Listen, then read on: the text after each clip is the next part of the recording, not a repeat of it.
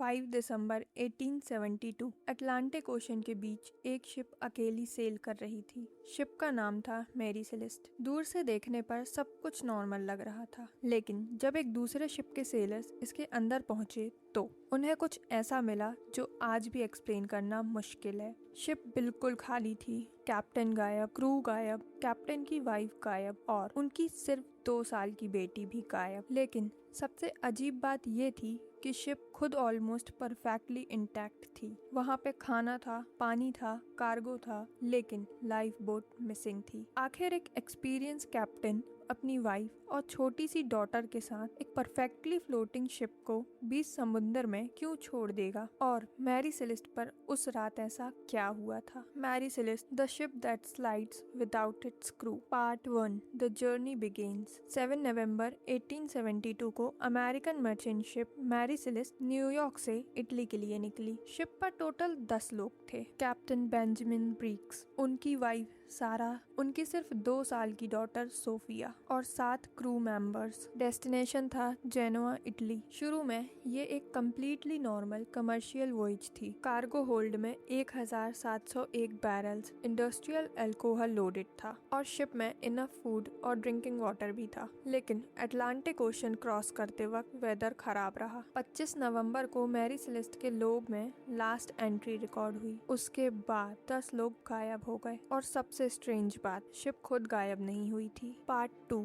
The empty ship. 5 दिसंबर 1872 को British brigadier D gratia के crew को अटलांटिक में एक शिप अजीब तरह से सेल करती हुई दिखी। कैप्टन डेविड मोरहाउस ने पास जाकर इन्वेस्टिगेशन करने का डिसीजन लिया। जब सेलर्स मैरी सेलेस्ट पर चढ़े तो उन्हें एक शॉकिंग सीन मिला। शिप कम्प्लीटली एम्प्टी थी। ना कैप्टन ब्रिगेड, ना क्रू, ना सारा और ना ही उनकी 2 ईयर ओल्ड सोफिया। लेकिन शिप डिस्ट्रॉयड नहीं थी। मैरी सेलेस्ट अभी भी सी वर्दी कंडीशन में थी। कार्गो मोस्टली इंटैक्ट था, फूड और वाटर अवेलेबल था और क्रू के पर्सनल बिलोंगिंग्स भी शिप पर पड़े हुए थे। जैसे सब लोग बस कुछ देर के लिए बाहर निकले हों, लेकिन वो वापस कभी नहीं आए। सबसे इम्पोर्टेंट क्लू था, लाइफ बोट मिसिंग थी। Part 3, what force them to leave. Mary Celeste के पंप्स में एक डिसअसेंबल्ड था और शिप के बॉटम में अराउंड 3.5 फीट वाटर भी था। इससे एक थ्योरी बनी कि कैप्टन ब्रिगेड्स को लगा होगा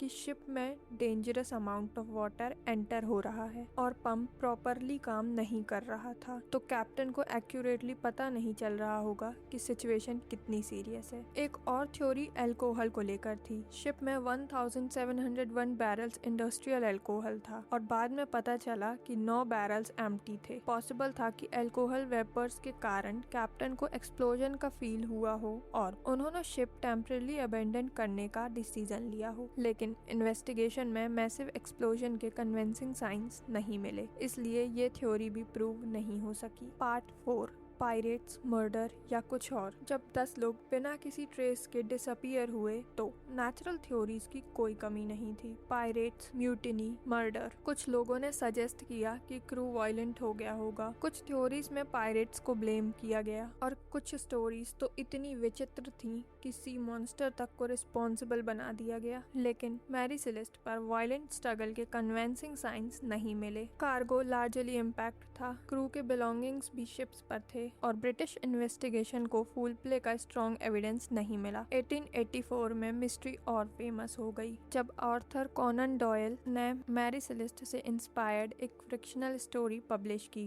टाइम के साथ फ्रिक्शनल डिटेल्स रियल इंसिडेंट के साथ मिक्स होने लगी, लेकिन एक्चुअली मिस्ट्री ऑलरेडी काफी स्ट्रेंज थी। 10 लोग डिसअपियर हुए थे and no one know why. Part 5, the mystery remains. आज सबसे एक्सपेक्टेड एक्सप्लेनेशन ये है कि कैप्टन ब्रिगेड्स को किसी पॉइंट पर लगा कि मैरी सेलेस्ट अनसेफ हो गई है। Rough weather, navigation problems, faulty pump और शिप के वाटर लेवल को लेकर अनसर्टेनिटी, शायद इन सब फैक्ट ने मिलकर उन्हें शिप अबेंडन करने पर मजबूर किया। कैप्टन, क्रूज और फैमिली लाइफ बोट में चले गए और फिर फिर ओशियन ने उन्हें कभी वापस नहीं दिया। मैरी सेलेस्ट करेंट्स और विंड्स के साथ अकेली सेल करती रही और 9 दिन बाद दी ग्रेटिया के क्रूज ने उसे डिस्कवर कर दिया। शिप बच गई, कार्गो बच गया, फूड और वाटर बच गया, लेकिन मैरी सेलेस्ट पर मौजूद 10 लोग कभी नहीं मिले। 150 साल से भी ज्यादा हो गए, लेकिन सबसे बड़ा सवाल वही है, आखिर कैप्टन ब्रिगेड्स ने मैरी सेलेस्ट को छोड़ा क्यों? और लाइफ बोट में चढ़ने के बाद उन 10 लोगों के साथ एग्जैक्टली हुआ क्या?